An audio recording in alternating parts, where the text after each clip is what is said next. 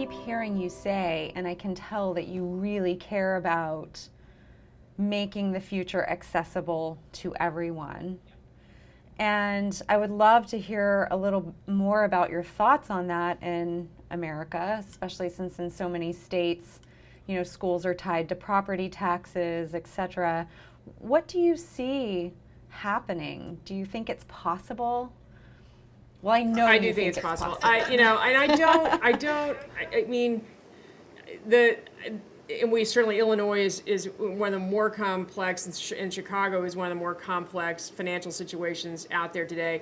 So I get that and deeply. That having been said, I think across the country, and there's been a lot of research work done on this. Our issue does not appear to be money, because if you actually compare the money spent in schools in the U.S., that's not going to be categorically true, because there's a very large differences between how much a child in Chicago is being allocated and how much a child in Newark is being allocated, and the difference in that case is about $13,000, which is extraordinary. But it is, so we have these strange state by state inequities. But at the end of the day, it is. No one is jumping.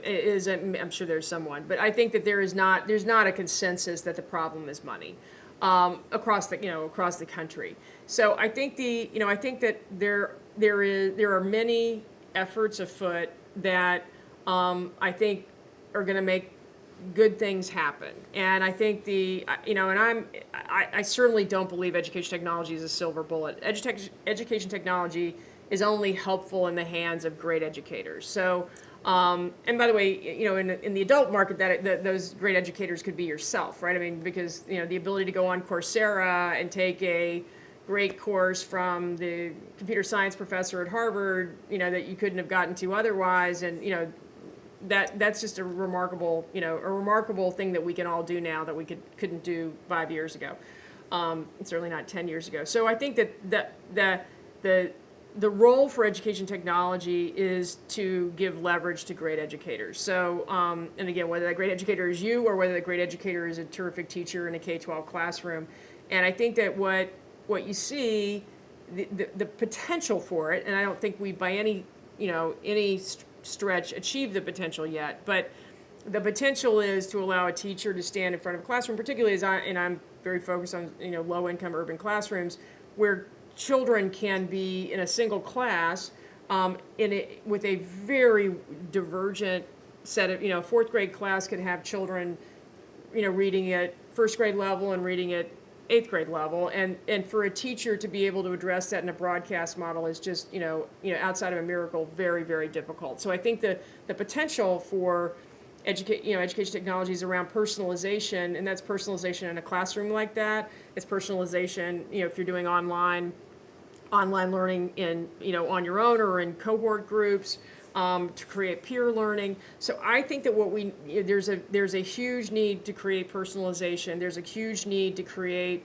scaled mentoring. I mean, kind of back to the whole mentoring point. There are really interesting things happening around organization. It's both organizations, it's both not-for-profits and for-profits creating scaffolding and support systems online for university students who are showing signs of that they may drop out, and the ability to use data and the ability to use online sort of online virtual models to create supports and peer supports and academic supports as scaffolding when you see somebody is at risk or when someone's potentially at risk going in, is just a sea change from where we were, because doing it in a model that only involves live humans sport, not that, which is a great model, but is a tough model to scale in across millions and millions and millions of people. So I think we're seeing some really exciting things happen around individualized learning that's going to help students both catch up or advance in their own way. There's lots going on around, sort of blended classrooms that are not, sort of these very limited physical, you're in first grade, second grade, there's these sort of lockstep patterns, but letting children move at their own pace and then allowing us to get children to catch up. where, and remediated where needed. So I think that there is some really exciting things happening. We have a really, really long way to go, but I do think that there are some very good trend lines around focusing on data. I mean, Chicago actually is a great example. We had the University of Chicago develop something called, it's really a big data analysis, the freshman on track analysis, and it measures a number of things for freshmen in high school, in all of our high schools, and it can tell, whether it's truancy, or whether it's they're late, or whether it's not, on a whole bunch of measures they can tell whether a freshman is moving off track. And what they had figured out through, again, data analysis, was that students moving off track freshman year have a incredibly high correlation of dropping out by the time, before they hit senior year. And so that freshman on track rate in Chicago, I'm not going to have the numbers sitting in front of me, but since U of C began working with Chicago Public Schools and tracking that and intermediating to help those students that are off track, our graduation rates have gone straight up. Our freshman, it started freshman on track has gone straight up. Graduation rates as a result have gone straight up, and test scores, while still not adequate, have moved up. So, and college going rates have moved up. So, it's just interesting what you can do when you really focus on the problem and you use data and then personalization to try to go in and remediate, at the student level. So that's what I'm optimistic about.